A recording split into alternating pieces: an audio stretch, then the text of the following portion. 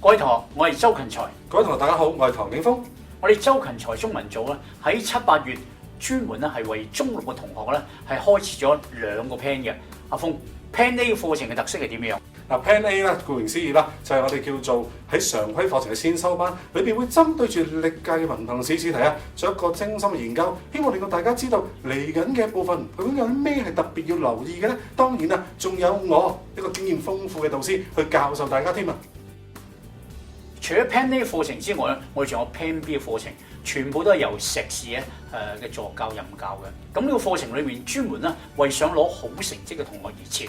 咁呢個課程有咩特色咧？其實最主要咧有2點。一，其實呢個課程裏面咧全部都係理論與實踐並重嘅。咁第二咧喺呢個課程裏面咧，我哋會提供大量咧聆聽同埋綜合嘅試題啊，俾大家操練嘅。咁所以同學無論報 Plan A 或者報 Plan B，總之咧想文憑試成績好，到時希望可以見到大家。